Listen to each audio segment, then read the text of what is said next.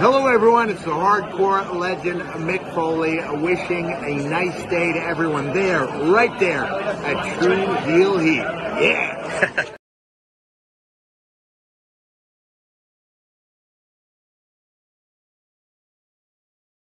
What's up, True Heel Heat? True Heel Heat. What's up? True Heel Heat. All hands on me.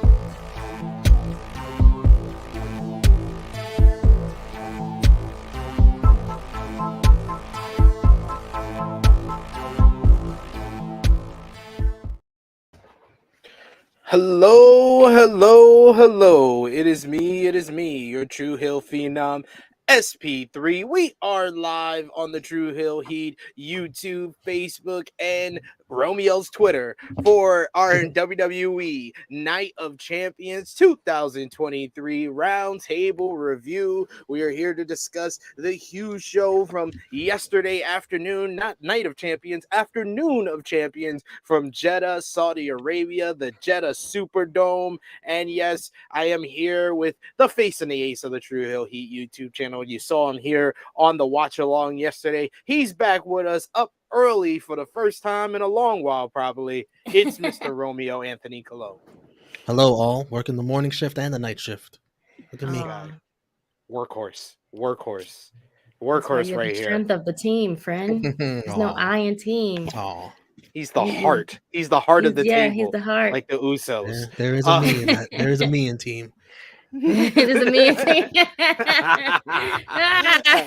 And yes, you saw her yesterday morning right here on the True Hill Heat YouTube channel with the True Hill Heat Flagship podcast. She is doing double duty. She's no longer Roman Reigns. She has now upgraded to Triple H status. She is here, Miss Chrissy Love. Wow. Good morning, everybody. Wow, Triple H status. Do I want Triple H status though? Hey. Paul Levesque. He's the Paul boss Levesque, around sure. this time. Yeah, okay, sure. No problem. Levesque Good morning, peeps. Happy Sunday. Happy Sunday. Everyone as well. Happy Sunday. Happy Memorial Day. The weekend. Yes. We're the heart and the soul. You're the soul, Chrissy. Romeo's the heart, and I'm the spirit. We're like the elite. We're the spirit of this place. But yes. We're here to discuss WWE Night of Champions 2023. What a show it was. A lot of big moments, new champions being crowned. Of course, we appreciate everyone who is joining us live here on the True Hill Heat YouTube channel, Facebook, and on Twitter. Remember to show your appreciation back if you're with us right now on YouTube.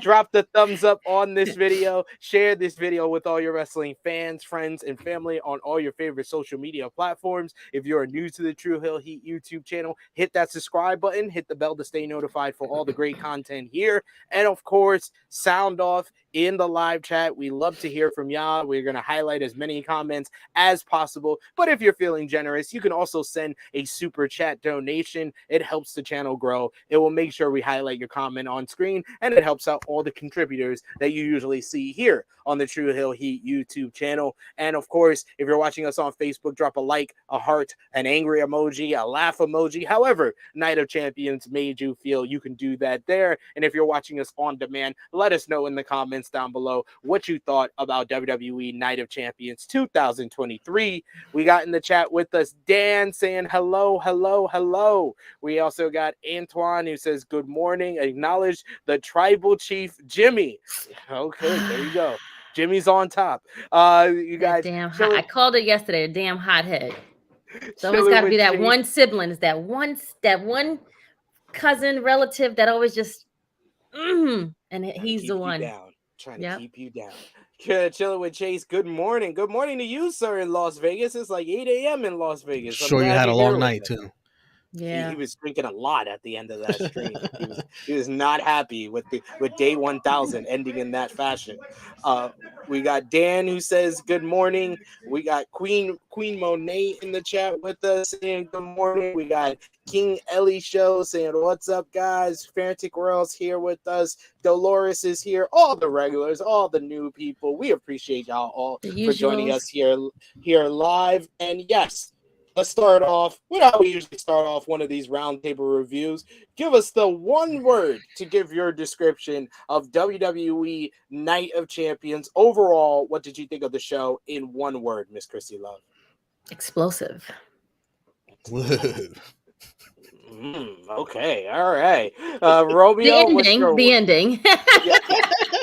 Hey, sometimes that's the lasting impression on the show. That was the lasting impression. And all I remember was Romeo's question, who will you see at the end? And I thought I don't know if I got that right or not. I'll have to see. I did pretty well on my predictions, though. Yes, you did. You did. It was a shit show for me. I was laughing all of the show. Because you always go with your heart instead of your brain. I know. And then I forget, like, I'll come on here and I'll say something, but then he sends the card like 2 days early and then I forget what I put. So it's like you should go back and revert and take the answers from here because that's the latest ones. And if you saw us yesterday on True Hill Heat, Romeo, it was a lot of logic that me and Benno was saying to her was changing her picks on the fly. It was hilarious. I heard Chrissy. Exactly. I heard her say, "Oh, who cares? Ain't nothing on the line, anyways. Whatever. I'm just gonna say whatever. I'm gonna go with my heart." Pride is on the line, Chrissy. That's on the line. I know. I don't be thinking that way though. Hey, pain and money is temporary. Pride is forever. Those are the words of Brian Daniels. I like Dolores' shocking. Shocking was definitely something. Yes, because we had a lot of shocking moments. I didn't call. I lost a lot of money. I mean, I did, if I was putting money on this in the UK, man, would have made some money, would have lost some money. Romeo, what's your one word for Night of Champions 2023? Cinema. I like that one. Yeah. Good job, friend. Every freaking good wrestling angle, they give the same nonsense. Cinema. But it's good. Yo, I was sitting here. My husband was watching it, but he was like, wow, like this is. I was like, yo, fucking Jimmy. He was like, yo, I don't think I've ever seen anything like this, though. It's great acting, friend. Great cinema. It's like, what part can go on next? Like, what's the next chapter? I was explaining this to my son because he doesn't get the politics. He's still little. So he doesn't get the understand of like wrestling. So he was just pissed that all the people that he picked lost. AJ, Bianca. So you gotta tell the older of the son, you gotta tell him these things so he can go back to the wrestling club and he can look like the genius of the wrestling club. He could be you know what really happened here.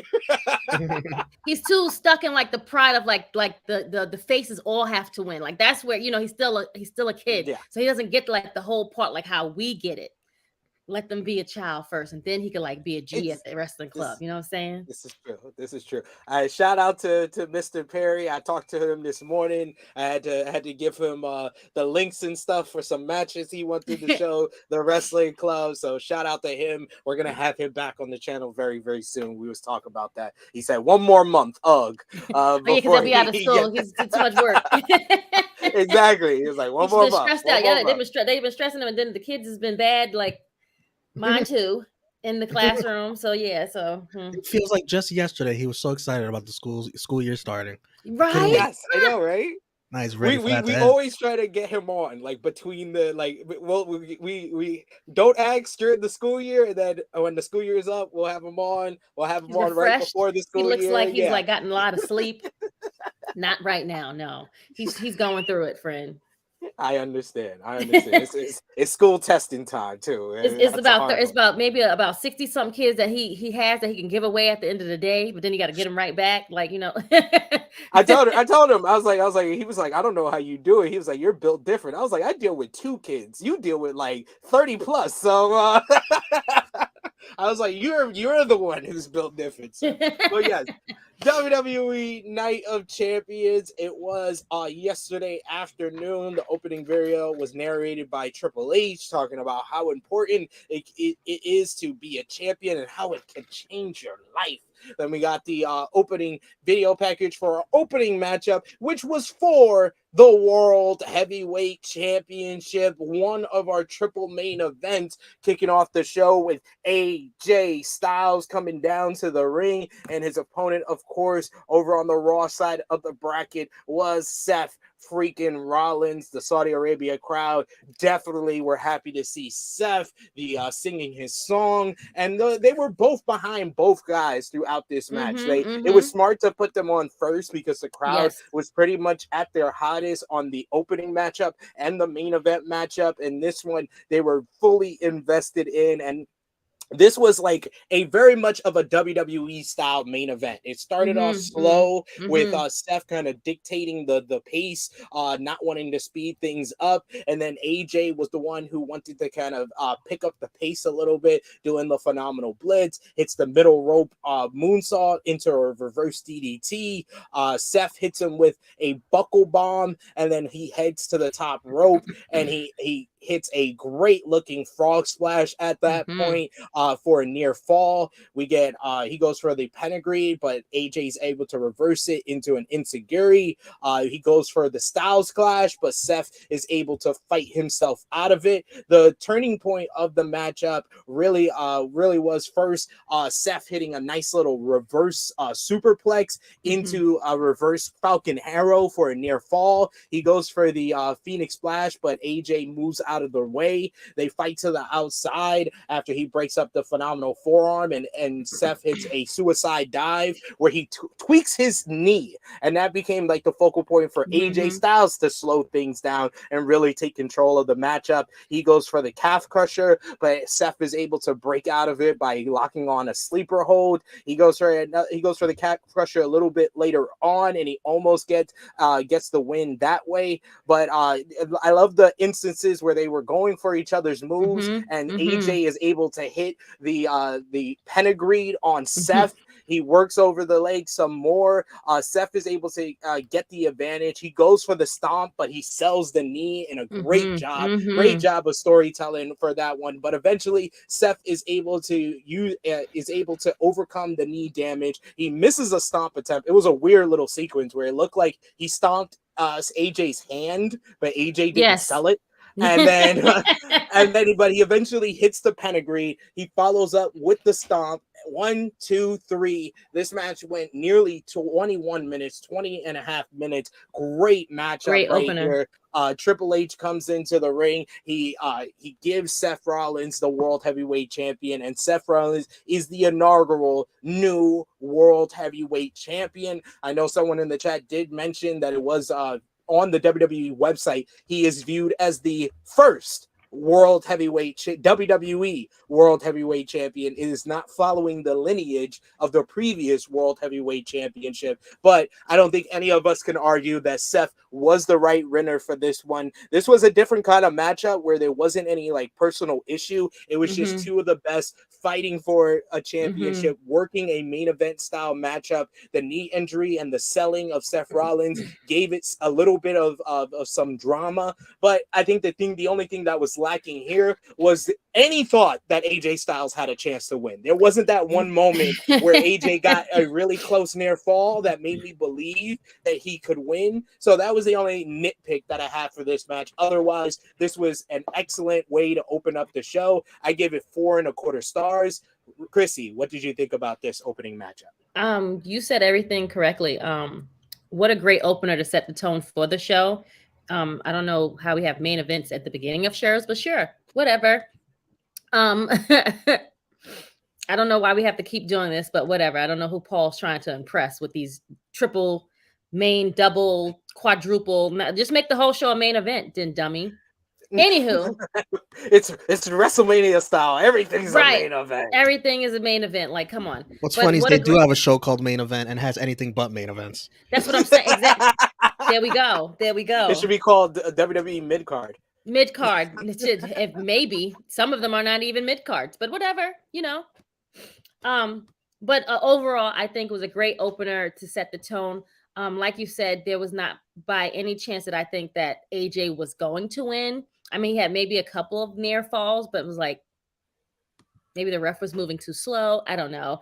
But overall, I think it was a great set the tone for the show. Great opener.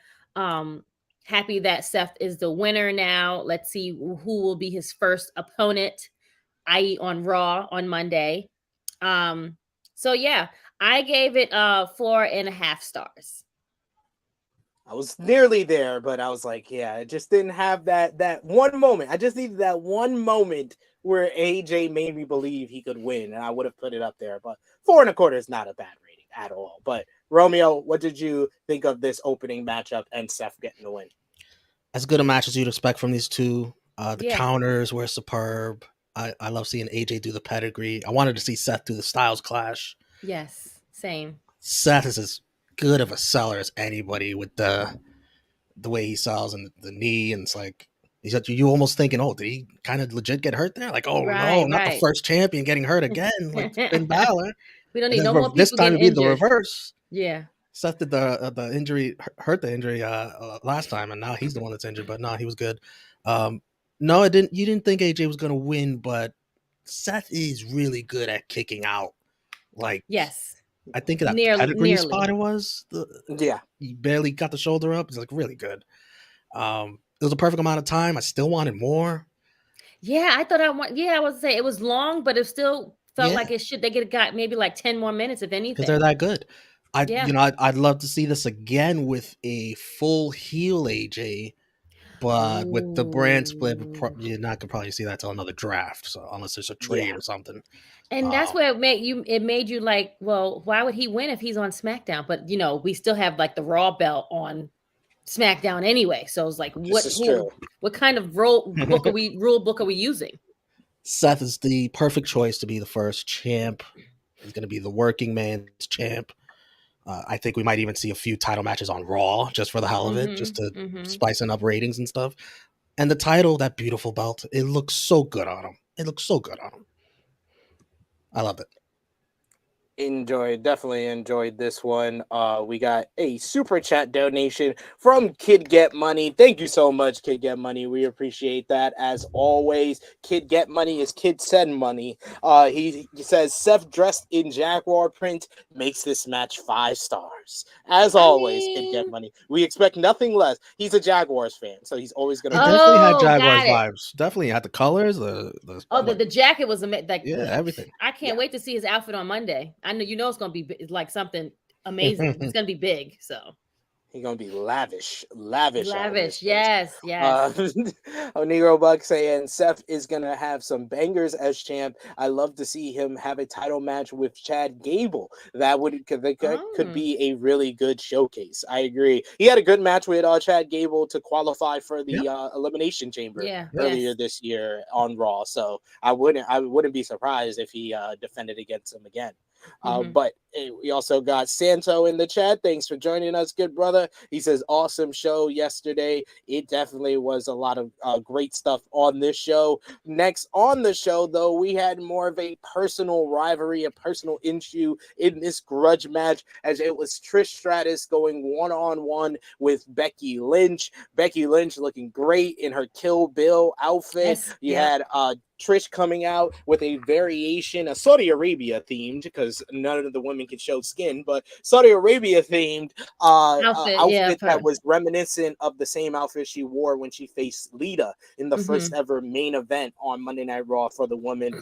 These two went out there and just had a scrap. This one felt like a real fight. Like at times it was sloppy, but it just felt like they were really out there and they weren't holding anything back. I love the instances where it really just felt like you can feel the personal issue that they were having. Trish was doing all types of Hurricane Radas from everywhere she could. And Trish, I will say, Trish is someone who hasn't wrestled actively in like 15 years, she always comes back and has great matches, in my opinion. Right. She's always able to come back, and it's like no time was missed. Becky tried to put her away with the disarmor, but Trish was able to get to the ropes. We had one point where Trish tried to go for the sharpshooter because she's from Canada, but Becky fought herself out of that. Trish tried to go for another Hurricane Rana off the top, but Becky was able to reverse it into a Becky crab, a Walls of Jericho, as the fans in Saudi Arabia chanted Y2J. Becky was able to get the manhandle slam on her, but Trish was too close to the ropes and got to the ropes. She immediately went to the outside where Trish looked like she was going under the ring to hide from Becky. Becky was able to pull her out, but then Zoe Starks came from under the ring, attacked Becky Lynch, hit the Z360, put her back into the ring, and Trish Stratus hits the Stratusfaction to get the win. This one just went nearly 15 minutes, 14 minutes, 48 seconds. And like I said, I really like this match, and I really love the finish. I thought the finish was a smart way to keep the story going, but also to give Trish an out that she gets the win, and now she doesn't really have to be on Raw every single week. And Zoe can keep the feud going and and this is a big spot for Zoe Stark, being aligned with a WWE Hall of Famer, one of the pioneers of women's wrestling. I think this was a good spot for her. And like I said, I really enjoyed the finish, and I thought the match was really good. And Becky got some color after the Z360. She got a bloody nose, and of course, Becky, being the consummate worker that she is, she rubbed the blood over her face, and we got this nice shot afterwards on social media. This is why I don't have cats right here. I really enjoyed this one. I gave it 3 3/4 stars. Romeo, what do you think about Becky versus Trish? I wanted to like it. I gave both of them a serious chance to win me over. I don't like it as much as you did. I thought it was a lot of slowness, clunky. It's not as bad as a Lita match, but it was bad. Give him some credit, friend. I'll give him a little credit. I mean, I was rooting for them. I wanted to be entertained, but it's a bit too long for something that was gonna have the finish it had, and then it's probably gonna set up a rematch too. It's like this could have been a little shorter. But I think it's SummerSlam vibes. The positive thing is that I love Zoe Stark getting involved in this spot for her that she's gonna be in now. This is really good for her. And her finisher is sometimes hit or miss, depending how the person receives it. And boy, oh boy, did Becky receive it. She definitely received it. You cannot deny that. So she I tried to see where it happened, and I'm like, I couldn't really like the way the camera angled it, and where did she hit her nose at? You got all the meat of the thigh, right in the nose. She got all that right in the nose. Wow. It was perfect. Z360. I loved it. If they're gonna have a rematch, it's got to have like a no DQ or something to add some weapons and make up for the slowness of this. I disagree, but what do you rate it? What do you rate it, friend? Well, what did you rate it? 3.5? Me? No, I gave it 3 3/4. This is like 2 2.25. What? This guy's bugging. Chrissy Love, what did you think about the match? I gave it 3 1/4 as well. Started off slow, but boy, when they started going, it went. I think it could have been. It was a lot of others. It was definitely better than a Lita match. Let's just say that off the gate. Love Lita, but Trish, like you said, Trish. I don't understand why everybody else can't work that way. And she don't be in the ring. And mind you, Lita works there, so I don't get it. Anywho, I gave it 3 1/4 stars. Great match. Did not see that finish. Good for Zoe. Really, again, not a Zoe Starks fan. I'm not there yet. Something about it I just have not liked or reached. You feel what I'm trying to say. So I just don't know what it is about her yet. So I'm excited to see what's going to happen now. Let's see if this sparks something that will make me like her. So, because yes, now the story can go on. Lita does not have to be, Trish does not have to be there. She can wait around, come back after Money in the Bank, I guess, give her a couple of weeks off and have Zoe take care of Becky in interim for right now and have them have a couple of, matches. So overall, I think this was a great position for this match, because I don't know where else we would have put it, to be honest. Anywhere else, I probably think it would have been flat. Makes sense. We got Negro Buck in the chat who says Becky's fit was fire. We had a lot of good fits. We had a lot of good lady outfits, yes. Yeah. We got Negro Buck also said definitely felt a bit sloppy at times, but I think that fit the theme of the feud. Felt like a real fight. It's crazy to me how good Trish is still is in the ring. And we got Chris, who gives it 3 stars. We got Negro Bug, who says he gives it 3.5. We got Dolores, who says Zoe can't talk. Her promos are trash to me, but her in-ring is good. And that's why it fits to put her with Trish, who is a great talker. That's why I think this works, and it's something that you and Stephanie said last week on Serving Face and Heels, that she needed to be aligned with somebody, kind of be like the muscle or bodyguard for someone. And Trish is much better than any of the suggestions we made in the chat or you guys made on. Yeah, you're right. You're absolutely right. We didn't even call Trish. We didn't even think Trish was actually an option. And I'm happy when that happens, that it comes full circle. I'm like, you know what? Yeah, I was thinking on this part, like y'all did this strategically, because no one would have seen it coming, and that's what happened. So that one, you get an A for effort for that one, guys. Yes. Frantic World saying, where's Lita? She got attacked by Trish in April. That's how she got written off. And I think that this might lead to Trish and Zoe versus Becky and Lita down the road as well. They could do that. Lord help us, because Lita needs to be at. Sorry. Yeah, if Trish is still going to be around and she's not going to take time off, then yeah, you better be. She was drafted. She better be around. You're part of the roster, pal. Oh, you're right. That's like. That's true.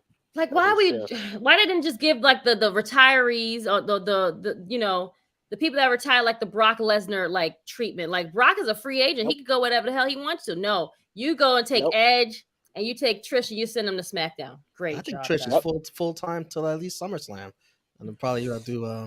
Well, I guess if Becky won the next one, you'd have to do a third one too. Jeez, probably after that. There's probably a 3-match series, but they'll put the tag team match as like second or the third match in the series. So yeah, we'll see how that transpires. So some differing opinions on that matchup. Let's go to the third match. Before the third match on the card, we got a video package of Mustafa Ali visiting the Mecca, coming to Saudi Arabia. I think it was a nice one to kind of make him a babyface heading into the matchup, and he definitely embraced the culture. Vibes. He definitely embraced the culture, coming out with the headdress on. That was very nice. And Gunther, of course, coming out with Imperium. I love Ludwig Kaiser's introduction for Gunther. Yes, it just works for me. I was getting hyped when he was talking. Yes. The ring general. I love it. And then they turn their head in the sequence. Is just great. It is so good. See, and that blue is fire. It was so well done here, but this matchup, it was pretty much what we expected, but a lot longer, and they gave Mustafa Ali a lot in this one, and they gave it well enough time to make it good, but Gunther pretty much dominated this one. They really made it feel, and even Gunther saying to Mustafa Ali in this one, you're not on my level. You're just not, you're not that good. You're just not that good for me. He really slowed down the pace. He chopped him, pounded him down, and he got him in a Boston Crab at one point. Ali was able to get out, which sent him to the apron, and then Gunther kicks him to the floor. He chops away at him back in the ring, and then Ali was finally able to kind of get momentum and make his comeback. He hits a nice little tornado DDT. At one point, he hits a running power bomb, which I thought was one of the more impressive moments of the matchup. He hits a nice little 450 splash on Gunther for a near fall, but eventually it was just too much Gunther for him. He hits a series of ridiculous lariats that nearly takes his head off, then a shotgun drop kick into the corner, and then he follows up with the power bomb. 1, 2, 3. This match went 8 minutes 30 seconds. I gave this 3.5 stars. I thought this was another good match. Gunther is the WWE best bout machine. Like, regardless of how the match is booked, it's always entertaining. It's always enjoyable. And this was another one that I really enjoyed, with Gunther's Intercontinental title reign continuing to go on as he's about to hit 1 year coming up next week. What did you think about this one, Miss Chrissy Love? Good match. I figured, since we have people like in their, native, they're not born there, but they're still like descendants of there. I figured he would have like Mustafa would came out last, like they did Zelina, like have that moment or whatnot. But I'm happy he got the moment. I'm happy they did the little video package before that, which they didn't do for Zelina, I feel like. Sorry to compare, but if we're going to compare and go from like people's country and where they're descendants from, like, let's not like give her this and then not him that, you know what I'm saying? So I feel like I thought the match was like 10 minutes, but okay, if 8 minutes it's fine. But I give it 3 stars. It was a good match. I mean, what can you not like about Gunther? Like, I mean, I didn't expect anything less from him. I know he was going to chop the hell out of Mustafa Ali. I know that his chest was going to look like meat and it was going to be bad. So yeah, but overall good match though. Romeo, what did you think? I loved Ali's look. I thought he looked like a badass with the turban on, and yeah, this match. The red is beautiful. The red and gold. This match was exactly what I expected. It was the perfect length for Ali to get some hope spots. He bumped his ass off for Gunther. The crowd got behind him. That was cool, and Gunther still looked strong for wrecking him. And in the time he did it, perfectly executed. Think about it. This is Gunther at his worst. He'll give you 3.5 stars at his worst. His worst That's his floor. That's his floor. His floor. His floor is 3.5 stars. You usually expect, if he's in there with someone that's gonna be competitive against him, your bar is 5 stars. It's 4.5 to 5 stars. Yeah. Like that's what he usually produces on paper. Yeah. This was just a walk in the park for him. Yes. Next week makes 1 year for Gunther as the Intercontinental Champion. Can't wait for him to bring Honky Tonk Man's. Yeah, we got this run going on so long, we had to end another. We can't have all these long reigns. We're about to get to that. Before we get to the next matchup, you had Sami Zayn and Kevin Owens backstage talking about the big main event matchup. Sami Zayn asking Kevin Owens, can you believe that we're here? And even if it ends tonight, look how far we've come. And Kevin Owens is like, no, enough of this shit. He was like, we're going to get fired up. We're not going to lose here. It's not going to end here. He was like, we're finally going to get our one-ups on Roman Reigns and the Bloodline. And he was like, get with the game, Sami. Get in the game. In this one, I like this little promo by Kevin Owens, kind of being determined and trying to fire up Sami Zayn ahead of the main event. But I just noticed Owens' shirt. That shit is fire. Oh, you didn't know it? Yeah. Razor Ramon, bad guys. Yes. Love it. Love Kevin Owens, man. He's one of the best talkers. I needed this segment to get me hyped for the main event some more. Next was the Raw Women's Championship up for grabs between 2 SmackDown women, as it was Asuka getting another opportunity against Bianca Belair. Both best women dressed of the night. Their outfits amazing. You know what I was saying? That if you like put a white helmet on her, she looked like the White Ranger. She looked great. It looked great. It was, I love it. Awesome. I remember we seen the White Ranger for the first time. We was like, yo, what is that? It's like that fit is exclusive. And then when you saw it was Tommy, it was like, oh, this makes sense. He always been the best one anyway.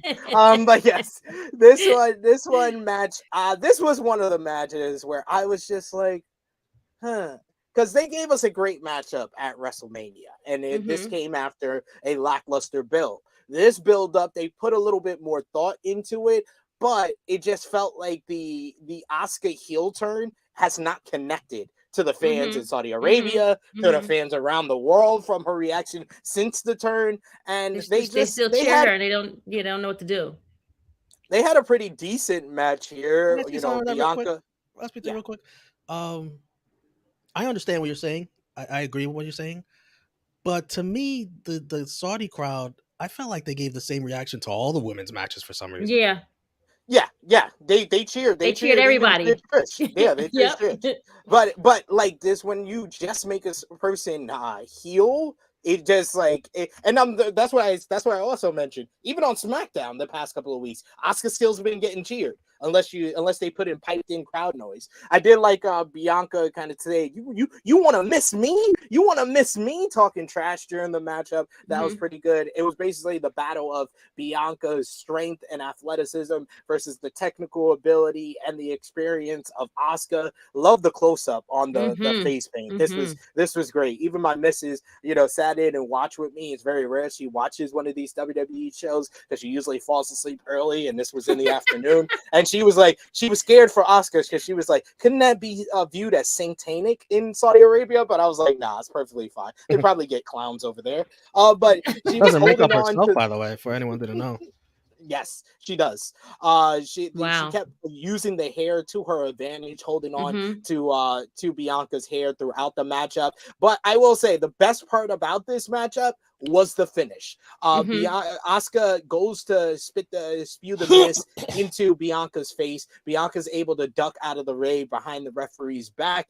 She eventually keeps going for the KOD, but Asuka's able to get her way out of it, either using the hair or fighting her way out of it. Eventually, Asuka goes again to the mist, but this time she puts the mist on her fingers. So when Bianca goes up for the KOD once again, Asuka basically rakes the eyes and blinds her, burning her eyes with the mist. She hits a roundhouse kick to the head and then a roundhouse kick to the back of the head, buzzsaw kick style. 1, 2, 3. Asuka is your new Raw Women's Champion. Bianca Belair's legendary run, 400 days, has ended at the hands of Asuka. This match went 14 minutes, 50 seconds, just under 15 minutes here. So they did get a bunch of time. It just felt like something wasn't connecting with this matchup, but I did like the finish enough to give it 3 stars. But I just had my bar for this was what they did at WrestleMania. Where I gave it 4 stars.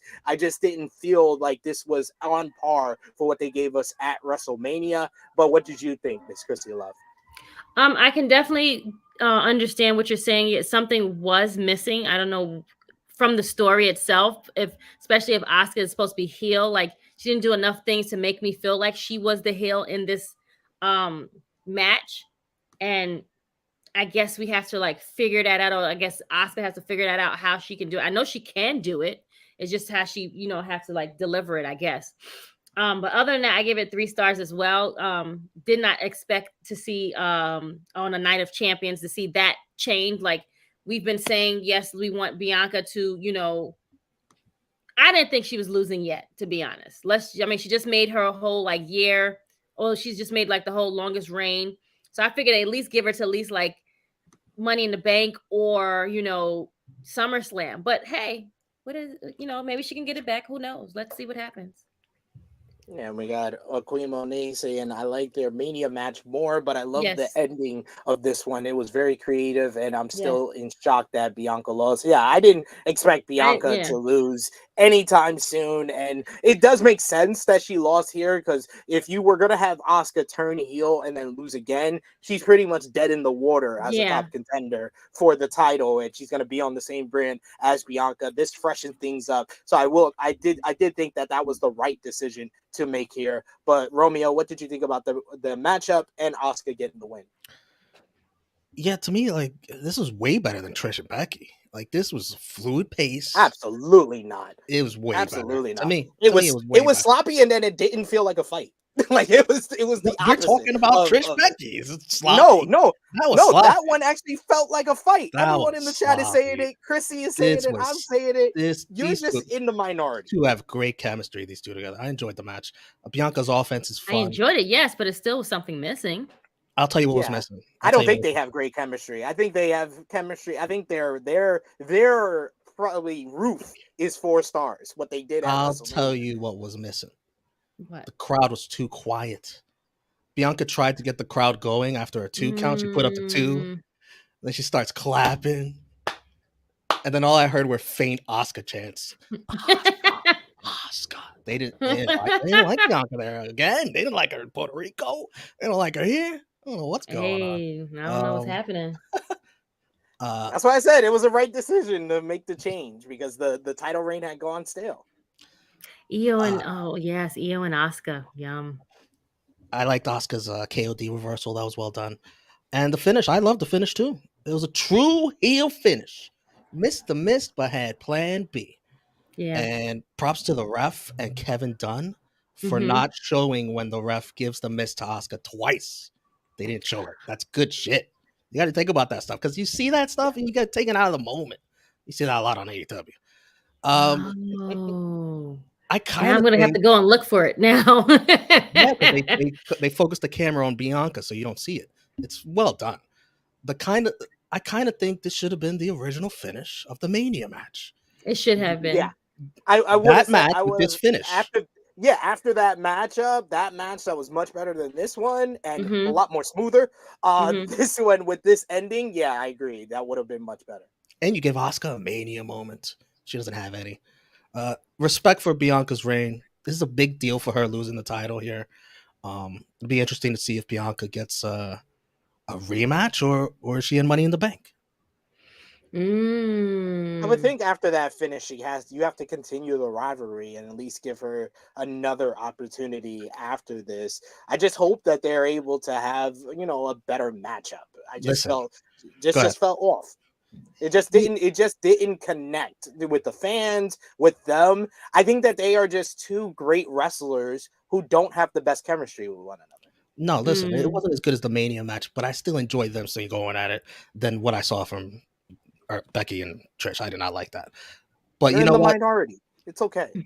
I don't fan. You don't have to keep saying it and keep comparing it to get over the fact. I don't fanboy or fangirl for Becky and Trish like everyone else does. I just don't. You're a Becky hater. People used to say I was. You're definitely a bigger Let's be honest. The Charlotte Trish match was a lot better. A lot better. Let's be honest. A lot better. If you go back and watch that, I'm not comparing, but yes, Charlotte and Trish was better, but this Becky and Trish match was really good. Not as good as this one. Listen, it was definitely better than this match, Bianca and Asuka. No way. Listen, you want to do this all yeah, we can do this all day. I'm not letting up. I could do this all day. Listen, okay. The next time Bianca faces Asuka, she needs a fucking plan. She needs to get into the think tank. She designs her own gear. What she needs is that Power Rangers helmet I was talking about, so she don't get freaking misted in the eyes again. She needs something to cover her eyes. Bianca, get in the think tank. Make something. Be like Iron Man. Create some new gear to protect your eyes. And then it's on. And then Asuka's going to be fucked. You watch the look on Asuka's face when Bianca comes out with some crazy eyewear or something like that. Should have thought about this. Wear a mask. Wear a mask. Wear a mask. I personally hope this isn't like last time where Bianca loses, then chases, then eventually wins it back. I think she should have a good period of time where she's not the champion because she hasn't. She hasn't since she won the SmackDown Women's Championship back at WrestleMania 37 in 2021. We've only gone like 6 months without her either being in the champion or in the championship hunt. Yeah, let's be honest. On Raw, there's only like 3 women that are going to be holding that thing. It's going to be Bianca, Asuka, or Becky. Yeah. Well, they're not on Raw. They're on SmackDown. Well, SmackDown, excuse me. and Becky's on Raw. So it would be Charlotte. Charlotte is the third. I know Charlotte would be the third. Yeah. That was the first thing I said. I was like, I'm happy for Asuka, but I literally tagged Triple H. And I don't usually tag the Booker, but I I tagged Triple H. I was like, fix this damn wrong brand women's title situation. Yeah. Stop ignoring it. Stop thinking that we're not going to pay attention to that. It's a glaring issue with your whole both program. You could just do it in the back and like have just have them just show up when they have the belt. Like, we don't need you to explain anything to us. We don't need that part. Like, I think you're thinking that we need that, but we really don't. You swap them. Now give the belts and just give it away. Just give it away. Like, we don't care. Just make it stop. Please. Please, I'm begging you, Triple H. You're better than this. You're See, so I'm giving Triple H credit and constructive criticism. You see, Romeo, I'm getting better. You haven't said anything about me and Triple H rivalry, but I'm getting better with giving him constructive criticism and solutions for his issues. That's I didn't hear you say one fuck. Yeah, exactly. And I think I pinpoint the issue with Triple H's booking. He is good at booking, but he's not good at solving Vince McMahon problems. Problems that Vince McMahon gave him, he just creates more problems on top of it. World Heavyweight Championship, third world title, not the solution to one guy having two world titles. And the two women champions swapping brands, not doing a belt swap is not a solution to that. That is not the solution. Yeah. We also got Negro Buck who says, literally, Chrissy, we don't care how you do it, just fix it. Literally, like, we really don't care. Like you're making it seem like we're the ones that like need you to say, you know what, we have to see the belts change. No, you guys fixated this thing when you did the last. Like, we don't need that. Like, you guys think in your heads that it's okay to swap out champion for whatever reason. Fine, whatever. Again, just have them show up and they all see each other regardless. Eventually, they all hang out. They have each other's numbers and addresses. They hang out quite a lot outside of work. They could just meet up at the nearest Starbucks and say, hey girl, here you go. Like, it's like they fly through the same airport. Exchange luggage. Mind you, the girls was at the same location. They wrestled at the same event. Why we just couldn't have them just, hey girl, here you go. Like, right after Rhea comes through the curtain, they could have just said, oh, here, Triple H said, oh, switch belts. And then that's it. That's all you have to do. The blue mist goes with Asuka. So Asuka needs the blue belt anyway. Don't even have to cut promos. Just have to swap the titles. But next up, we had the other Women's Championship, the SmackDown Women's Championship up for grabs as Natalya went against Rhea Ripley. Natalya on her birthday, May 27th. It's going to be a good time. She's always on these Saudi Arabia shows. So it's going to get plenty of time, right? After the introductions, I will say Rhea Ripley looked amazing. Looked like a dominatrix. It was awesome. Yes. But Natalya is distracted after the introductions by Dominic Mysterio on the apron. She tells him to get down. This gives Rhea Ripley the opportunity to attack her. She sends her to the outside, sends her face first into the announce table, into each steps. Then she puts her back into the ring, hits the riptide. 1, 2, 3 in 1 minute, 9 seconds. Yo. Yes, indeed. 69 seconds. Let that marinate a little bit. Rhea Ripley defends the SmackDown Women's Championship in dominating fashion. And Rhea Ripley has not even had much of a match since he won this championship. You know what? That is so true. She beat Zelina in 7 minutes. She beat Natalya here. Her total amount of title defenses so far is 8 minutes long. But her and Dominic was great celebrating this matchup as well. That was also really good. And this was exactly what it needed to be. No one believed Natalya was going to win this matchup. So they just went out there and they highlighted Rhea Ripley and just sunned Natalya. She did get a nice paycheck for being here. So we'll give her that. She did something. She did make a wish. She went around like she's an ambassador to the company like Titus. So, she'll be fine. I gave this 0 stars because it wasn't long enough for me to even. Oh, the good old dud. The good old dud. Chrissy, what did you think about this matchup here? Well, anytime you throw out 0 stars, you gotta say dud. Dud. D-U-D, capitalized. We need for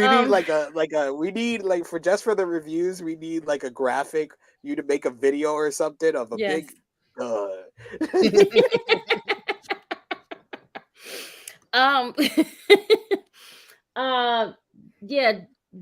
They look great, but I mean, not at any point did I think that Natalya was gonna win at all. We could at least give her 5 minutes, but okay, like damn. But mommy for the win, and Dom, like, just great. Like when we knew when he got traded, well, when he left his dad, we was like, what is he going to do? And what is it? Has been like a year, almost 2 years now. Well, look September last year. September. Okay, so it hasn't even been a year yet. Wow, it feels longer, but damn, Dom has like elevated like this much. I mean, he still needs inner work. You know, he still needs work in the ring, but he's still good. Nevertheless, like he's a good talker. He's a good antagonist, if that makes sense. He does that so good. But I mean, bad for Natalya. 1 minute and 69 seconds. Damn. No, 1 minute and 9 seconds. 69 seconds overall. Oh, got it. Okay. Damn.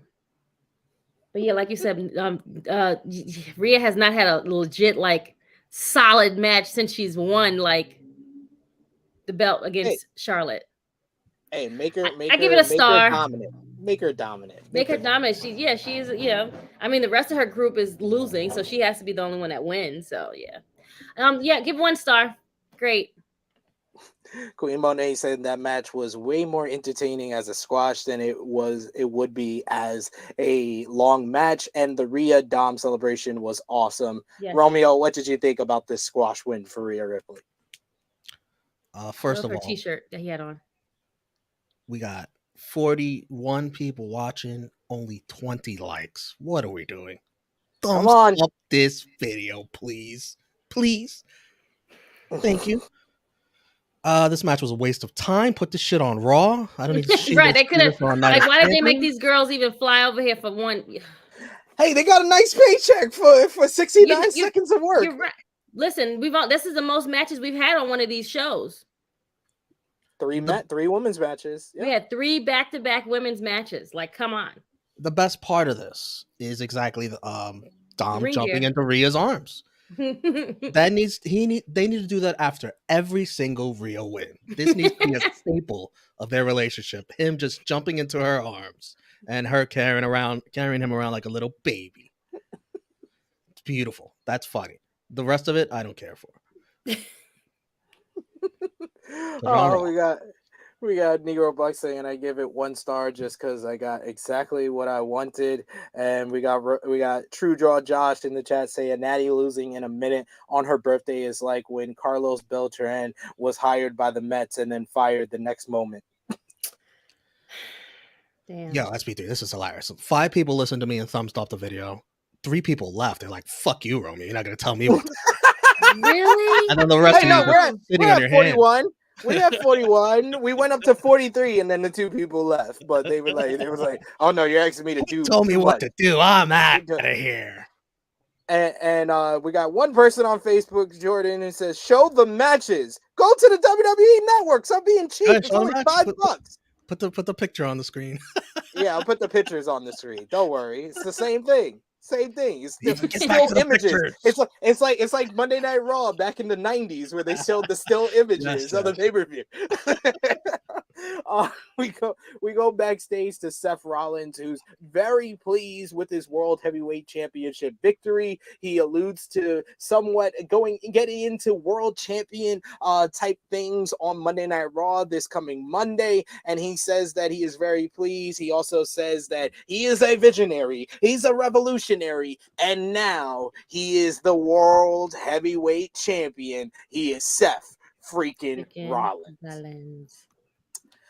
Then we got a recap of the feud between Brock Lesnar and Cody Rhodes before our semi-main event, our second of 3 triple main event here.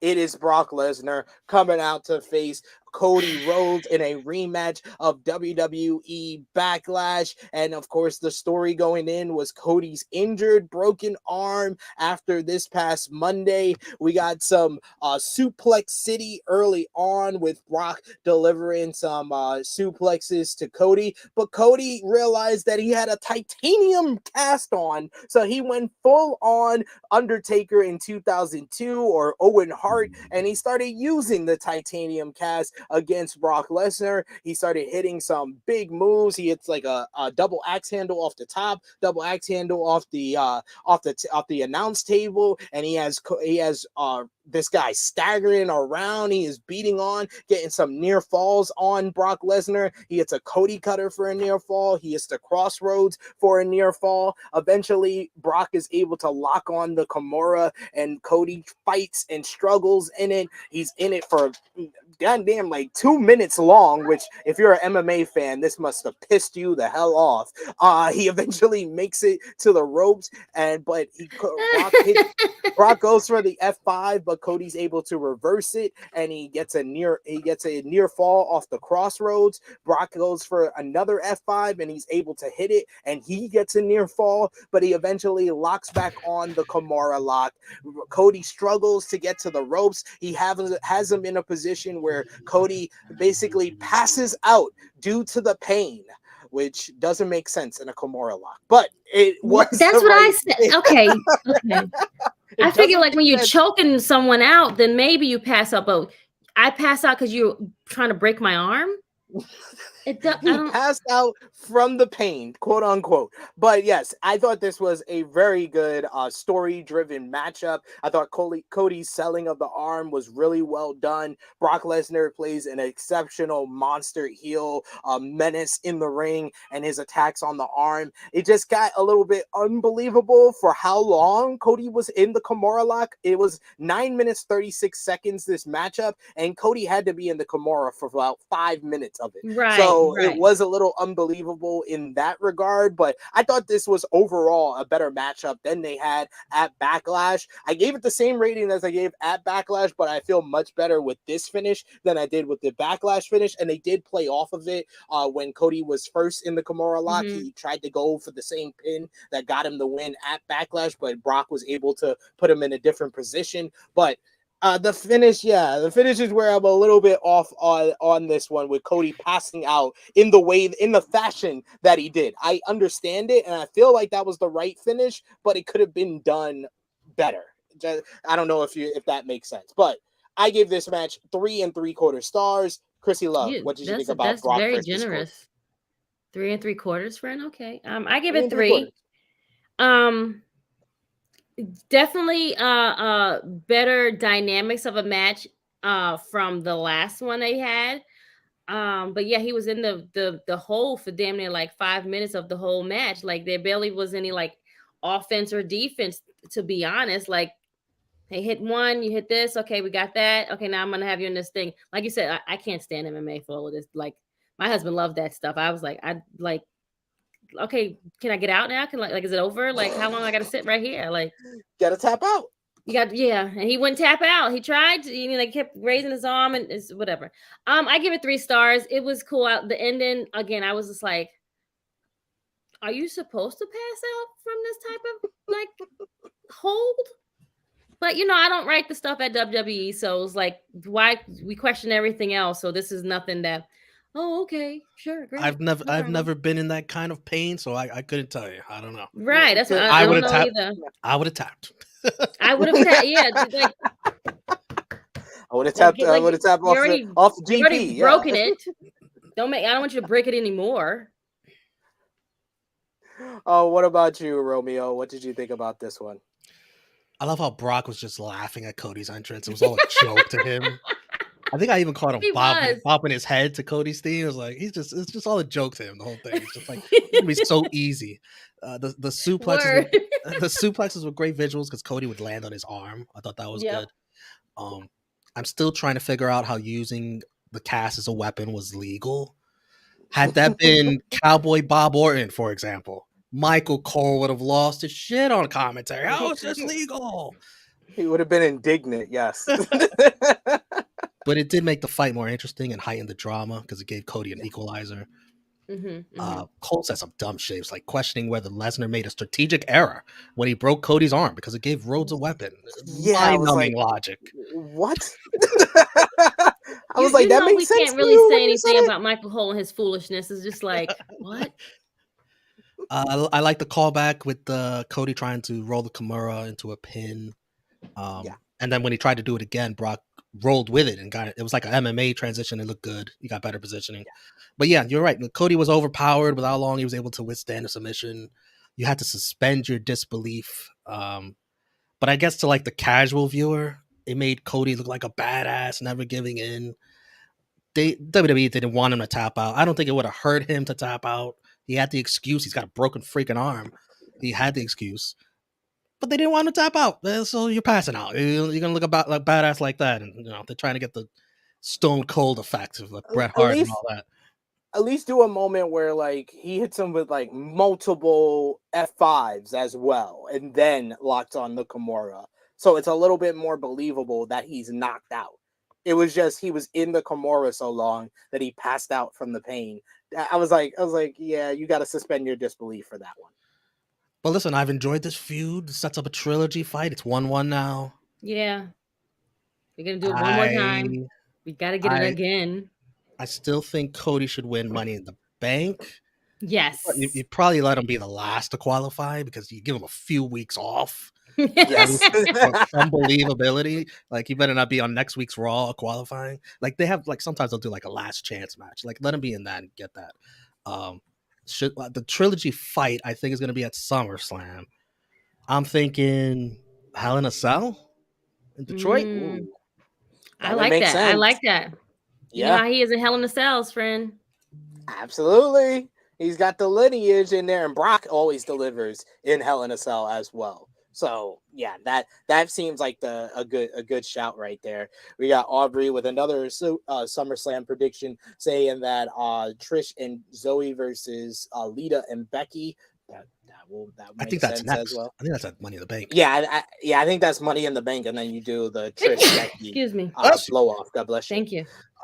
Then you got Negro Buck who says, yeah, I agree, SP3. That's what I think should have happened to make the Kimura pass out believable. Yeah, they just needed to do more work, like just another F5, maybe like 2 more F5s, and then he puts him in the Kimura. So it's like, because he's like drowsy and then he passes out. That's more believable than just one F5 where he kicked out and then the Kimura and then he passes out to the pain. I was just like, come on, y'all. Y'all could have done better. Could have thought this through a little bit more. But yeah. And yes, there you go. Bless you, Chrissy. Bless you. Thank you. Thank you. And finally, we are at the point everybody's been waiting for us to talk about. The real main event of our triple main event on Night of Champions. We had the undisputed WWE Tag Team Champions up for grab, as it was the undisputed WWE Universal Champion on Happy Day 1000. He's coming off his birthday. He got Day 1000 here. He is living his best life. Roman Reigns teaming up with Solo Sikoa of the Bloodline with Paul Heyman in their corner versus the champions, Kevin Owens and Sami Zayn. Let's talk about this Sami Zayn pop in Saudi Arabia. Like, yo, him coming out with the white robe, the ovation that he got, the better than Canada. The people on their feet. I saw some accounts saying that, he got booed. I was like, what the hell did y'all watch? Where did they get booed at? There's no way. There's no way. Ovation. Who was that? King of the North? Did he tweet that? No. I will say King of the North because we usually see him in the chat. I won't say who it was. I'll maybe tell you off screen. But yes, Zayn and Owens coming out had a great ovation for them. Yes. Mike Rome got sunned during the introductions because first Paul Heyman took the mic from him and did the introductions. Okay, for first Solo of all, Sikoa. I like Mike, but Mike is not the person for this job. I'm sorry. And then He's they didn't not Samantha Irvin. He is not Samantha. And then also, let's just I'm sorry. Samantha is the only person that can do this job the right way. Because I'm there listening the whole night. I'm like, something missing. And I was like, oh, I know what it is. It's Samantha. Samantha's not there. I guess they're not going to let the ladies do that job. Yeah, no even my missus peep gave early on that it was Mike Rome and not Samantha, because she don't even really watch WWE that often. But she was like, oh, it's not the female announcer doing it. I was like, nope. But yeah, Paul Heyman. Cole's like, they did a better job than Rome. Like, go away. Like, get out of here. Paul Heyman did the introduction for Roman Reigns, and so Yeah, she came in here with a knife, guys, and I took it from her, so she just said my knife. But yes, Solo Sikoa and Roman Reigns, he did the introduction what are you and then doing, girl? Sami Zayn took the mic from Mike Rome to do the introductions for himself and Kevin Owens, and he did it all. I believe this was Arabic. Was it Arabic, Romeo? Yes, he's spoken it. Yes. This was great. You heard the crowd like reacting big to this as he did it in Arabic, and it shows another side Owens. to him. Absolutely. I loved it. Early on, we had Kevin Owens and Roman Reigns in the ring together, and then Owens tags in Sami Zayn so he can go at it with Roman Reigns, and Roman was like, nope, these people love you too much, so he tagged out to Solo Sikoa. Roman was just not feeling the reaction. He was getting flashbacks of Montreal and Elimination Chamber with how Roman Reigns was with how Sami Zayn, she's going wild for Sami Zayn as well. But Sami was taken out by Solo Sikoa, who got an advantage very early on. Him and Roman Reigns worked over Sami Zayn in the early portion of this matchup before Sami made his comeback. He was able to tag out to Kevin Owens, who ran wild for a little bit in this one, hitting a power bomb for a near fall. Roman eventually got back in control. He was saying, he was talking to at one point to Sami when Sami hit a chop on him. He was like, "Oh, you think you're the Nature Boy now, huh?" And then when he got the advantage on Kevin Owens, he's like, "I'm gonna win the tag team titles. I want them. I need them. I want them." Oh, he was great during this was vintage Roman with the talking during the matchup.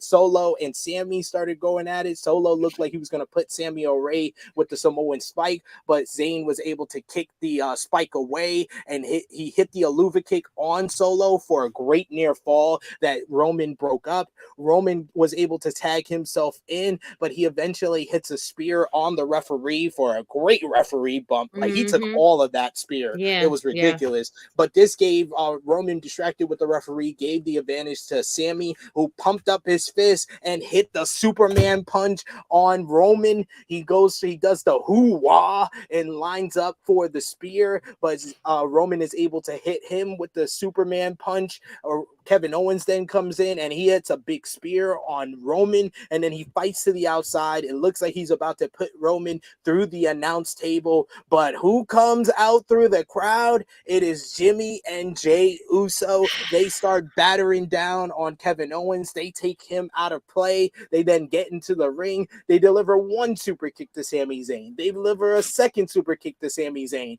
They line him up for the double super kick, but Zayn is able to move out the way, and the Usos hit Solo with the super kick, and Roman Reigns is absolutely pissed. He gets into the ring. He starts yelling at Jimmy and Jey. He mushes Jimmy in the face, and then he gets in Jay's face. He's like, I made you. I didn't tell you to be here. He mushes Jey in the face, and Roman turns around and Jimmy nails him with a super kick.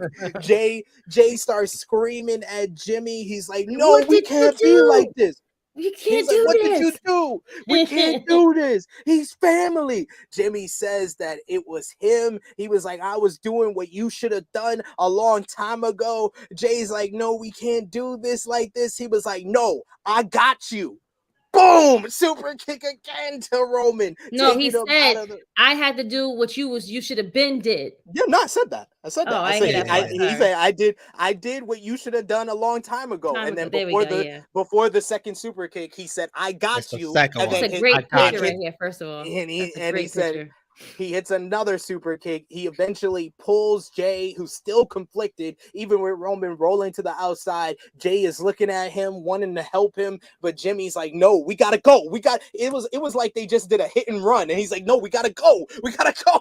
He pulls Jey out of the ring to the ramp. He's trying to convince Jey that he did the right thing. All over again. Solo comes into the ring, and Solo gets a stunner from Kevin Owens, followed by the Aluva kick. Sami Zayn pins Solo Sikoa. A second referee comes down. 1, 2, 3, Sami Zayn and Kevin Owens defeat the Bloodline, Solo Sikoa and Roman Reigns, and just all the shots at the end. This is where I will say this was brilliantly shot in so many different ways. You got this one with Sami holding up the tag team titles over a dejected Roman. You had Jimmy looking at, you had Jay looking at Jimmy like, what the fuck did you just do? Yo, we in trouble, son. Like, yo, we gonna get our ass. Yo, we in trouble. Jimmy's like, no, we did the right thing. And then this final shot of Roman just dejected, completely dejected. And then Paul Heyman's look with the pouting of the bottom lip as he's like sad and Roman didn't get the job done. Like, oh my God, this was motion picture worthy. As Romeo said in the beginning, I will say this was a moment that you could say cinema, because just how everything went down with the ending, it was just perfectly done. This was the right mix of a great matchup, a great tag team wrestling main event, with the storytelling being top notch. Excellent storytelling throughout. I gave the match itself 4.5 stars, but the ending gets 5 stars. But the match itself, 4.5 stars. Just a great way to close out this show, and this was the right way to this was very fitting to be the main event of the show. WWE made the right decision with their match placement that they didn't make at Backlash. They did it here. Romeo, what did you think about the main event? You want to go to me first, because I'm going to be long-winded. I wrote so many notes for this. Good, go ahead. Bear with me, Chrissy. No problem. Take your time, friend. Because what you're saying is probably how I feel. So go ahead. We can tag on this. Hot tag. I love the entrances. Love the 1,000-day signs they gave out to the crowd. Those are probably collectibles right now. Yep. I'm so happy for Sami.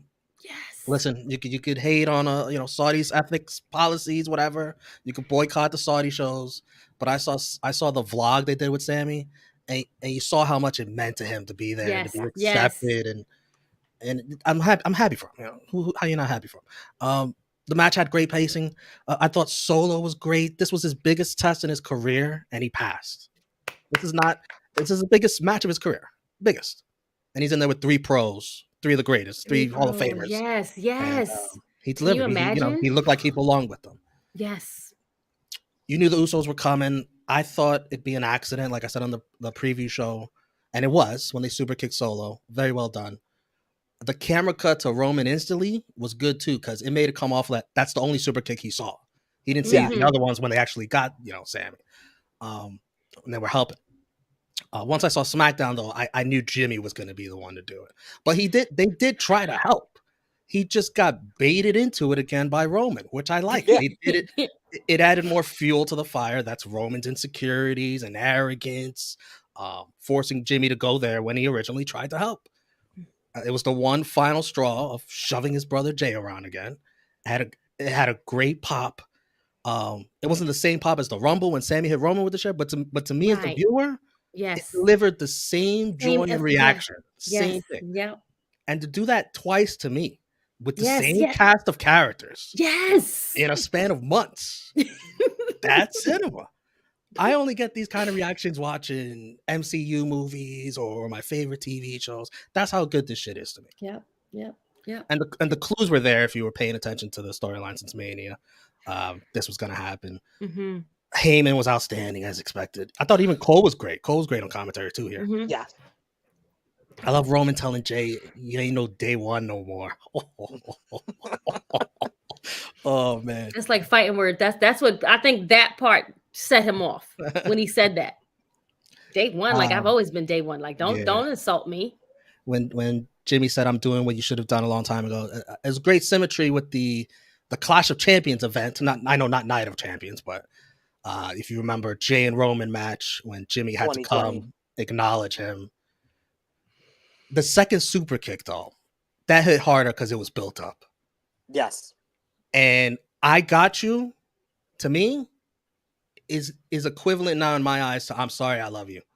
It hit me in the feels. Like I got you, brother. Like I'm always have your back. Like I'm like it hit me in the feels. The cry that Jimmy let out. It was frustration, relief, it was cathartic. it goes all the way back to Clash of Champions.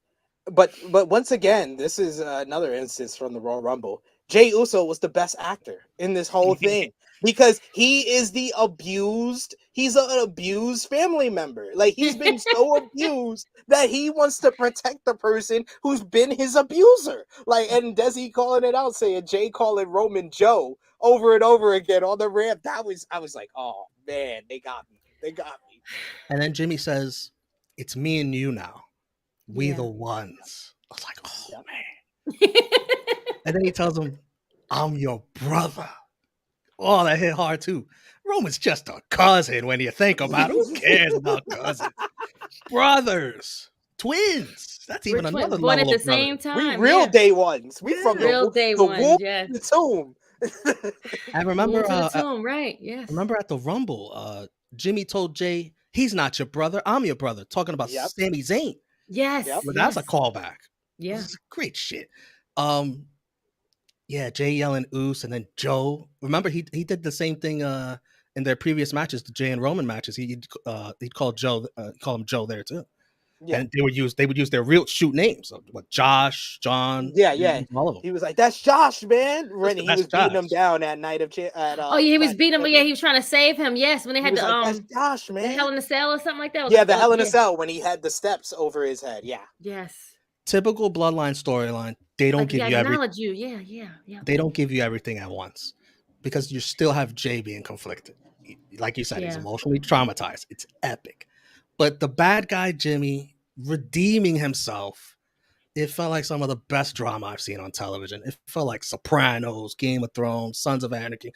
Any of my favorite shows, they've had moments like that where the bad guy just turns face and it's all built up well. And now he's got to work on getting Jey to his old self again, where he's not relying on Roman. And I think that's going to take some time. And that's a story that could be told excellently as well. It might not be an easy road, like we think. And by the way, when Jey does the reaction at the end with confusion with his hands, that's a callback to the end of their Hell in a Cell match. He did the same reaction. Yeah. It's the callback. And listen, I got to talk about the other side of this. When KO helps Sami up at the end to celebrate, Sami takes his time. He soaks it in. And he mouths off the words, "This is a huge moment for us." And this is a big deal for Sami and KO too. It felt like their climax and culmination. It wasn't about taking the world titles away. Sami Zayn being champion. No. Right. For Sami, it was about how he got close to the Usos and a part of the bloodline. And Roman forced him to exit that and be pulled apart from that.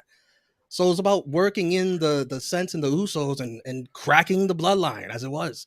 Remember, Sami's goal is to break up the bloodline. It was never to take the tag team titles. It was all about Bray. He said, "I want to see the bloodline burn." He wanted to crumble. He wanted to crumble. He wanted to fall. Yeah. To him, the true bloodline is the Usos. Yeah. And then Sami's mission became KO's too, as he explained on SmackDown, and it worked. They got through. It wasn't easy. They got through to it. Yeah. They did what they put the batteries in the back. Yep. It started on Friday, to be honest. Yeah. And not to mention, they spoiled Roman's Day 1000 on top of all that. That was like a cherry on top.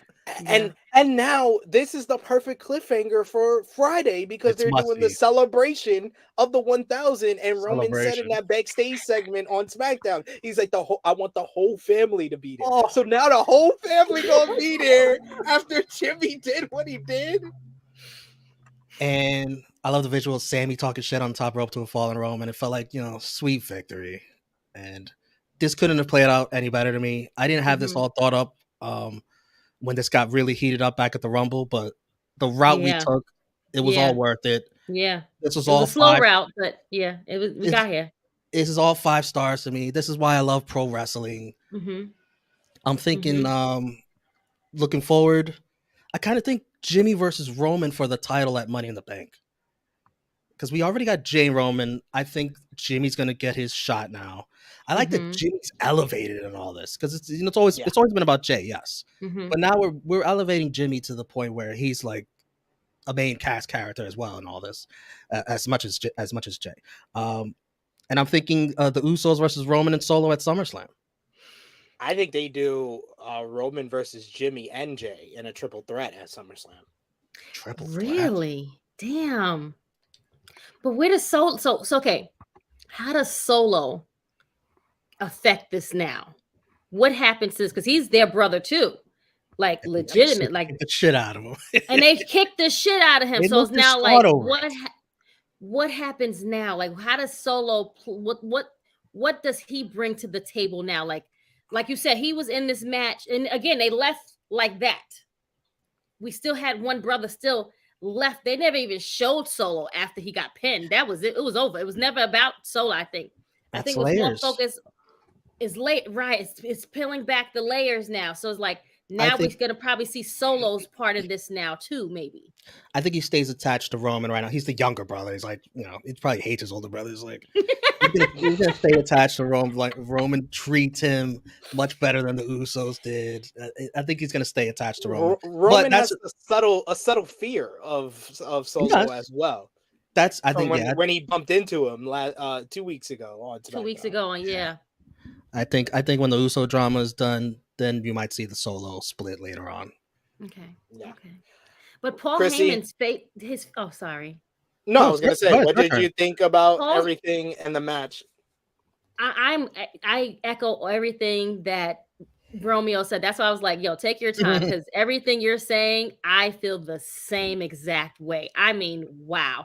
And I was sitting there watching, I was like, oh my God. I was like, we knew that the Usos were going to come, but when were they going to come? Like, you didn't know when exactly it was going to happen. And the ending, oh my God, like, it broke him to the point. And like you said, it's always been about Jay. So now Jimmy is now like that actor that's now in the forefront, that's like taking on all the stuff. And then again, Jay has been he's been abused, he's battered, like he's conflicted, like he's been beat on, like he's been playing his role, like he knows what he has to do to, for the family.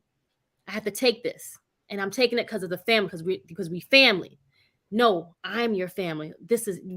Like you said, that's just a cousin. Who cares about, like, you're my sibling. You know what I'm saying? Like, we love the cousins. We love when the cousins come over, but then we like when they go home, because then they can just like leave. If you all have like cousins that come over, you're so excited for them to come, and then they always like, don't touch my stuff, son. Like, they still, is that one cousin that just touches everything and they mess it up, and then you're really pissed now. That's that. I think that was probably Roman for them. Anywho, I digress. You just had like, who just said that? Oh yeah, that's a good one. Rikishi should come up. That's actually a good night. That's not a bad idea. I don't know how we're gonna do that. I'll bring the older families involved. But like I said, they said the family's gonna be there for the 1,000 days celebration. Let me tell you. Let me tell you what I want to see. That sounds so good. Oh wait, hold on. Okay, go ahead, Romeo. Go ahead. I want Rikishi. He'll, of course, stick up for his Usos, of course. I want him to call out Roman. I want him to call out for all his bullshit. And then I want Alpha and Sika. Like, what the fuck you said, old man? Fuck you up right now. I want them to go at it. And then I want Roman, if Rikishi could take a bump, to spear Rikishi, to spear the Usos' father, to attack him. Oh, man. And then I want Rikishi to go to Solo and maybe be a little bit intimidated by his youngest son. We need an inner family brawl. Family brawl. Like it's gonna be like Power. Like remember the dinner that they had, and they just the dinner from hell. Yeah. The dinner from hell, like that, like something like that. That great cinema, just like that. It has to be something into like equivalent to that whole thing. But no, I give it the wrestling probably like 4, but like the whole story itself, gotta give 5 stars in general. But like you said, even from like the camera, like the zoom, like the ending credits, like everything played in effect. And then they did not show Solo at all. I think it was perfectly done. I don't know where we go from here. I'm excited to see what happens. Like and it was a slow road to get here. But again, there's like always like is a big trilogy chapter of a book. You got in between chapters that's fillers. And then you have that one chapter that's like, oh my God, it's like a cliff. And then it gives you to the next part of the book or the movie. This is what's happening. So yes, I feel like people are just like, oh my God, when is it going to be over? No, you have to like, it's like, we've said it was getting a little flat, but I think it was because we needed this big thing. I'm mad it was at Night of Champions and it was at Saudi Arabia, but whatever. Anyhow, I would have rather it be like at another event that was like more meaningful, but hey, it's whatever. That's me. But overall, I digged it. I loved all of it. And then Cody, if you have him, Cody win Money in the Bank. He doesn't challenge until he doesn't cash in until Roman has no more bloodline left. Yes, all his what do you call it? Shields are taken down, and now he's at his. Like, what did I tell you before WrestleMania? What did I tell you? I said first Jay would be gone. He was like, I got the order wrong. It was Jimmy first. Yeah. Then it was Jay. then Solo was gone, and now it's just you and me. But honestly, I'm gonna be honest. The reason why I said Jimmy, Jay, Roman, SummerSlam triple threat match, Jay Uso should be the guy who ends the title reign at this point. If it wasn't Cody, and I completely disagree. I think somebody in the chat said, "Oh, the pop wouldn't have been like this if Roman lost the title." Yes, it would. Everybody's invested in this story. It doesn't matter. You could have done the same matchup, but you just had Roman basically blame his title loss on the Usos. You guys lost on night 1, and that led to me losing at night 2. He just puts it on them and says, "You know what? You're not even going to get another opportunity at the tag titles. It's me and Solo now. We're going to get back the tag team titles, and then I'll go back after Cody and get all the titles back. I'm getting all the titles back for the bloodline." It would have been the same pop. It would have been the same story. You just would have made Cody and Brock a lot more interesting if the titles were involved there. So it would have made everything better. But still, we are where we are. They made the decision that they were going to make, and they made the decision that I said they were going to make back in January. So I'm totally fine with it. But I totally disagree that the pop wouldn't have been the same. Everybody is invested in this story. The title didn't make the pop. It's the people involved. It's the people. Yeah, absolutely. People love You're right on that too. They love this is fulfilling, satisfying. That they're coming to their senses. And Chrissy, what'd you call Jimmy the problem child? It had to be him. Yeah, it had to be him. That problem, that brother that's in the middle child, the third kid. He's like, if I can't speak for 4, I can speak from the being from one of 3, and the middle one was always the one that wanted the shine. Oh, well, you're the oldest, but you're the youngest. I'm just like the black sheep. No one cares about me. Blah blah blah blah. Like, bro, suck it up, pussy. Like, come on. and this plays out a lot of the different stuff. Like you said, all the callbacks that we got. And it was Jimmy who came back in May of 2021, who was like wearing the "I'm nobody's bitch," was not about acknowledging Roman, and Jay was stuck in the middle. Now we're back to that, but it's elevated another level because Jimmy was the one who pulled the trigger for his brother. That's the main character trait that they have been getting over since January. Is Jay went back to the bloodline for his brother, and now Jimmy is pulling them away from the bloodline for his brother. Yeah, it's fantastic, man. It's just like fucking Hollywood script, man. It's fucking awesome. It's great. Day one, I got you. Like, that's always gonna stick with me, man. Paul Heyman, do you have pictures of Paul Heyman? Like when they kicked Solo, he was just like this.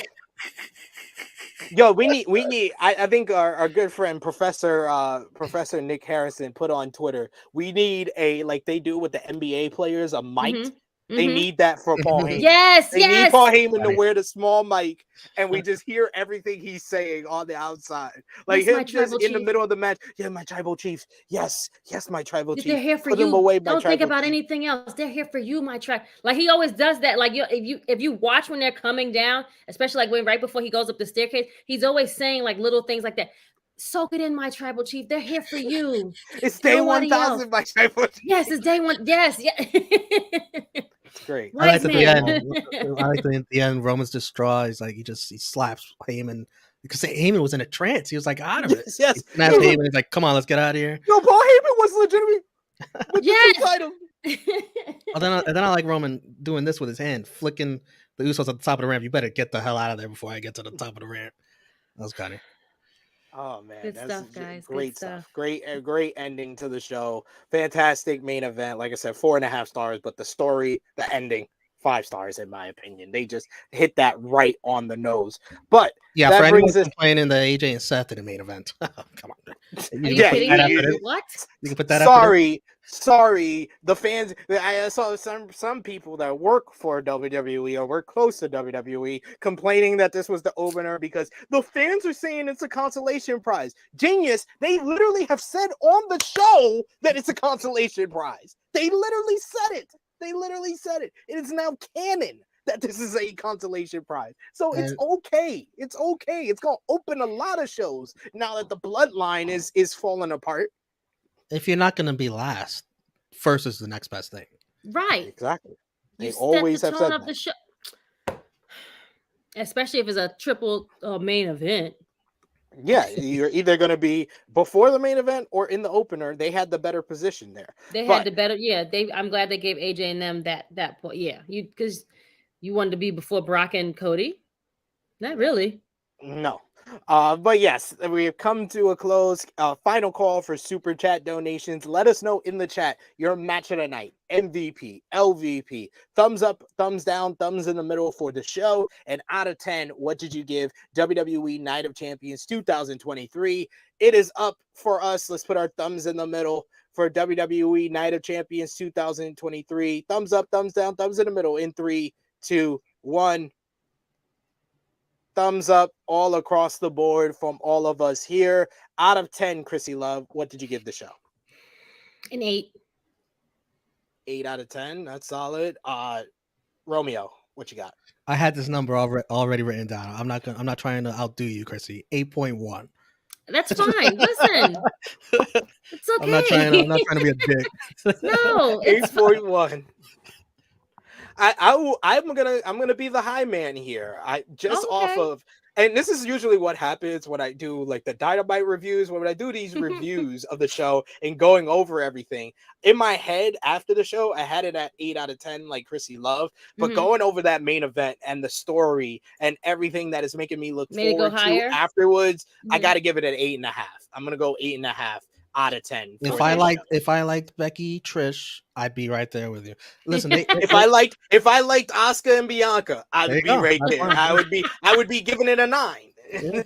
Listen, the show was advertised as a triple main event, and they all delivered big time to me. I agree. Yeah, I agree. I definitely think that is the right thing to do. I wish we stopped doing this whole triple, quadruple main like.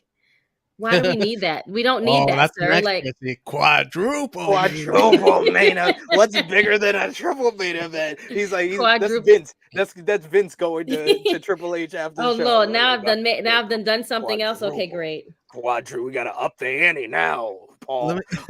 Chrissy. Can I throw in some other notes real quick though? I love the early start times.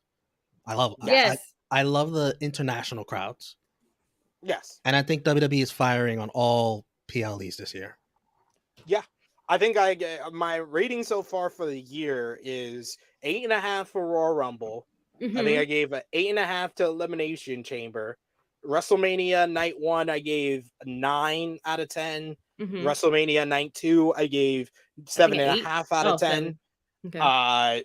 Backlash, I think I gave it either 8.5 or 9 out of 10. And then this one, 8.5 out of 10. The low bar is 7.5, and that was one of the highest last year. So they've redeemed. Okay, so I think what they've done for this year so far, because I guess they start from Royal Rumble, right? When we start all over. I feel like they've sat back and assessed, okay, how can we make these events better than last year? When we've moved them to Saturdays, which is a positive. I feel like it's a great thing, to be honest. The start time of having it on Saturday and not having them be so this was 3.5 hours. I was gonna say, oh Lord, we're gonna be here till for 5 hours with all it, but it actually didn't feel that I felt like damn, it's over. It went pretty fast. The one thing that I also think they did is they shortened the commercials in between matches. Yes. Those Royal Rumble was the big one where it just those commercials between that and WrestleMania. They only had 5. Yeah, WrestleMania was pretty bad too. But they only had 5 or 6 matches at Royal Rumble, but the commercials in between made that a 4-hour show. And also, they didn't really show that many commercials last year. I feel like the commercial shit started this year because, again, I paid for no commercials, and I'm like, what are we getting all these damn video packages for? I paid for a premium. Hello, And now they're showing more and more like vignettes that they show us on like, well, not vignettes, video packages that they show us on Raw and SmackDown and then in NXT. Like they're showing all these things. So I think they're trying to like put more emphasis on the wrestling side of things than to make it more like the entertainment side. Maybe. Yeah. I disagree with Juggernaut, but you're entitled to your opinion, saying this is the weakest PLE of the year for me. No, WrestleMania Night 2 was the weakest for me. For me, that was by far, even with a 5-star match with the Intercontinental title match, that was the weakest because it ended with that dud finish to the main event. So, and I also think that we should keep certain pay-per-views in certain locations, i.e. Backlash. Keep that there. We can keep Night of Champions as is there. We can keep that as a Saudi show. What's the Clash at the Castle thingamajig? That's in September, August. I don't know if they're going back there because they're doing I know they're doing a show in India in okay. in all right, September. That's fine too. And they're thinking about doing a show in Australia. Listen, I know they were trying to get everywhere, which is fine. That's great. But certain shows should stay like in its like realm. Backlash should be in Puerto Rico. Night of Champions could be in Saudi. That's fair. But they're not LVP, really like legit shows anyway. So LVP for the show, Romeo. Definitely Natalya. Yeah, I agree. But that'd be me too. And he was amazing. He played his role like an MVP, but storyline wise, Roman is an LVP. Day 1000 ruined. His bloodline's cracked. Storyline wise, he's an LVP. Okay. Performance wise, MVP. Okay. I see where we got that. Both LVP, storyline and performance. Chrissy Love, LVP. LVP is definitely poor Natty. She looked good. Got that going. That's all I got to say. She looked good. Yeah, I'll go Natalya and Bianca Belair because her reign finally ended. So that's my two. I mean, and the match wasn't that good, so I gotta give her the LVP. Okay, is what it is. Sorry. MVP for the show, I gotta go with the Usos. The Usos, Sami Zayn, Mustafa Seth Ali? Rollins, and Asuka. Those. I'm going multiple MVPs here. Damn. A lot of people had some great nights. Sami Zayn having that moment, being in Saudi Arabia, main eventing, and how important it felt. Like it felt to him. Got to give him the MVP. The Usos acting, Jay, just one of the most brilliant character actors, or doesn't even really need words to get over his emotions, and Jimmy being the one to pull the trigger on Roman, got to give them the MVP honor. So I'm going to make it mainly Usos and Sami Zayn, but honorable mention to the new champions of Seth Rollins and Asuka. Okay. Chrissy, MVP for the show. MVP, definitely the Usos. I was going to give it to the whole Bloodline story faction as itself, and then Asuka. That's fair. Romeo? Asuka, Seth, Sami, KO, Jimmy Uso. I'm just giving it to Jimmy. Jay, the jury's still out. Does he even want this right now? Does he even want Jimmy? Jimmy's the one pulling the trigger here. Jimmy. Okay. That's fair. And match of the night, Romeo, we'll start with you. The main event. Which one? She got you. She got him. The third one. The last one. The real one. The real one, yes. Chrissy, what's your match of the night? I'm going to say the last main event of the night. I'm going to make it unanimous. The real main event, Roman Reigns, Solo Sikoa versus Sami Zayn and Kevin Owens. The story, The action was great. This was a great way to close off Night of Champions. I'll highlight a few comments that I see here in the chat. Everyone going like our stuff. We got a lot of likes now. Remember before you leave, remember to drop that thumbs up on the video, share it with your friends, comment down below and let us know what you think as well. We got the Usos and Sami Zayn are the MVPs for Ace. We got Safet who says MVP Rhea, LVP Natty. We got Chris who says MVP Jimmy Uso and Sami. We got Ace who says LVP Natty. His match of the night was the main event. So he specified the main event. And MVP for Safet was Seth.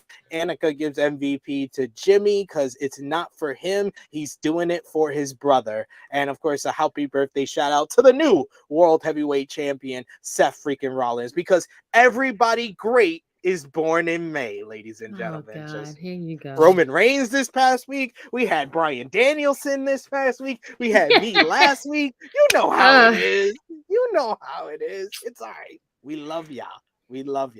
But yes, the only Gemini on the line. That's okay. Let them have their moment, friend. It's fine. Yeah. We all know what April holds. Aries so, knows. You know. Aries knows. We have Bianca. We have Charlotte. Don't let me go down the line, friend. It's like I can go That's on all for you a do. while. That's all you got. I'm just rolling off the top of my tongue, friend. Don't make me. I have Celine Dion. Don't make me keep going. We're talking about wrestling here. Romeo, we're my good brother right here. We have Josh. Oh Jesus. Oh great. But it's okay. And happy birthday shout out to Chris. Chris's birthday is coming up on Friday. That's awesome. That's awesome. But yes, that brings us to a close here. I want to thank Miss Chrissy Love, Romeo, for joining me. Miss Chrissy Love, please let the people know where they can follow you on social media, when they'll see you back on here, and everything else. I will be on later tonight for our watch along. I have to do that, of course. I'll be back after the cookout. I'm going to make sure that I'm here. I'll be a little late, but I'll be there. Other than that, you can find me every Chrissy, Saturday. I heard Anthony in the arena was going first. Chrissy, damn it. I just made that up. Oh. He just made that up. I don't know. Because I don't care where I am. People always look at me. They're like, "What are you doing?" I'm like, watching wrestling. Like right now. Yes, like right now. Like don't shame me. Right now. Right. Because y'all be all in the corner watching y'all sport, the playoffs everywhere. Like don't. I swear. I feel like, and I think it's like that because I'm a girl too. They do that. I feel like it. Yeah. But anywho. Whatever. Other than that, you can follow me. You can find me, every Saturday for True Hill Heat, our flagship show, which is 11:05 a.m. on Saturdays. Be there or be squared. Serving Face and Hills, I believe, is coming back next week. I don't know. I have to check with my tag partner, who is not, feeling well right now, but she's away. And other than that, follow me on IG, Twitter, and on Facebook as Chrissy Love _1 or True Hill Chrissy Love, or just my name. Thanks. Romeo, thank you as always. Join us for the watch along yesterday. Now join us for the review. Please let the people know where they can follow you on social media. For Romeo Anthony, Twitter, Instagram, TikTok, and my YouTube channel. Subscribe over there, same name. And catch me later tonight hosting the watch along Double or Nothing Battleground. I don't know who authorized them to do NXT so wrong like this. Should have never gave these niggas nothing. I was telling SP3 before we went on there that WWE, they be so proud of where they're trending on Twitter. Yesterday, I think they said we're 12 of the 15 trends on Twitter. Yeah. They're going to be so pissed tonight. They're going to be all the way at the bottom. They're just going to say Battleground is trending worldwide. They're not going to tell you it's like number 20. They're just going to say it's trending. That's all they're going to say. They're going to think they're trending. They're going to make that shit up. Top 20. Number one in the Northeast.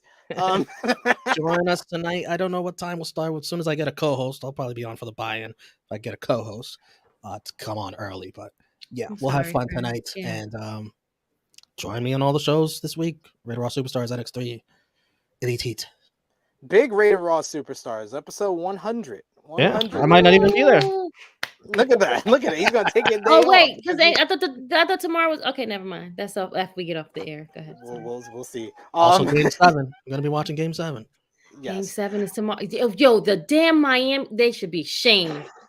Also, check out our NXT Battleground preview that we did earlier this week with myself and Romeo. That was a bunch of fun. So check that out as well. And you can follow me on the Twitter machine at TrueHillSP3. You can follow me on Facebook, Twitter, and Instagram at TrueHillHeat.